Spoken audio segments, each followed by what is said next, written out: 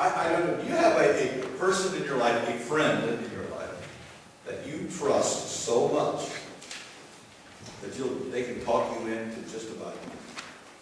I have a few friends like that. That because they care about me and love me, I'm assuming, always assume, that they would do anything to hurt me.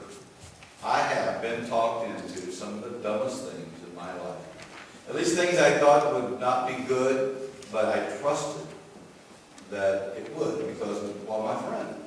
Because they cared, they were loving people, and so, and most of the time it turned out well. Because I trusted enough to follow or to do or to listen what they had to say.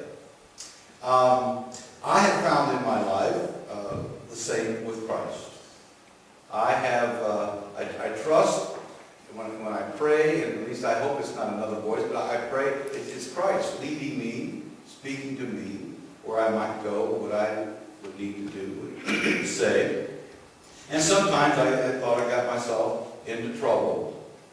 But I realized it was right where I needed to be at that moment in time, either for another or for myself. I look back now, and it wasn't just haphazard. So many things happened that seemed to be where I needed to be and guide me. There are often times I'll have to say, this is my, out of 38 years, this is my 6th congregation I have served. I have not wanted to move any time.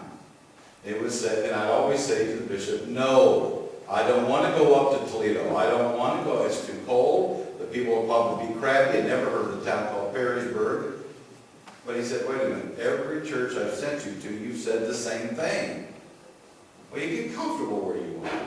You don't know why you're being sent. And then once you get where you're supposed to go, you realize that's where you needed to be at that time in your life, for those you've either been sent to and or for your own life and family.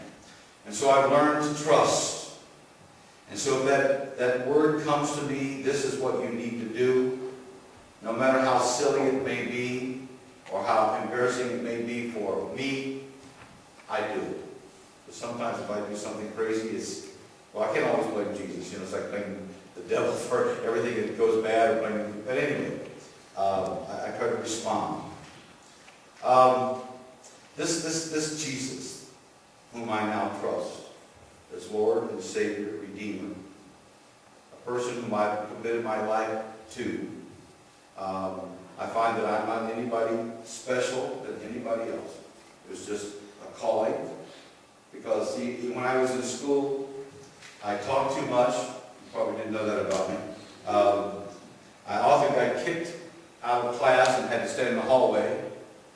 But then the principal would come along and kick me back into class because I kept talking to people up and down the hallway. Some of you who are my age, we sat in class, boys on one side and girls on the other, and they thought by humiliating me, they put me on the girls' side. It didn't work. Or put me up next to the teacher. It didn't work because I kept talking to her and distracted her from the class. So maybe that was my gift. I don't know. I don't know. But for me, that when someone witnessed to me about Christ and I gave my life to Christ, it's been different and powerful ever since. It seems to me that Jesus didn't have a magnet in him in those days that just drew people to him. All accounts, he was not overly handsome. So what was it that drew people to Jesus? It was who he was. It was his gentle spirit, his humility, his love. Somehow he could look you in the eye and he knew that he was thinking of you.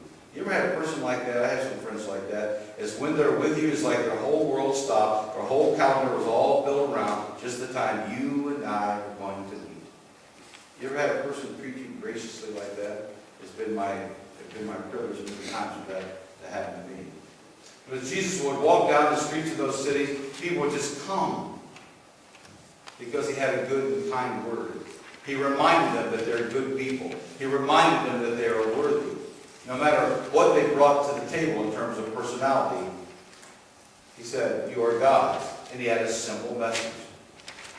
Turn away for the things that you're doing that causes you trouble or keeps you from God.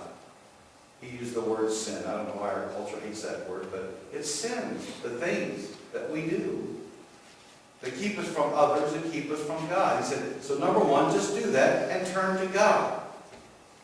He said, now when you turn to God, here's the attitude you ought to have. To be a peacemaker. To be humble and meek. To mourn with those who mourn. Listen to each other. And life will be good. By the way, the word that Nancy read today, blessed are those who mourn, for they will be comforted. The word for blessed is really happy are those. Happy are we when we follow this way of living.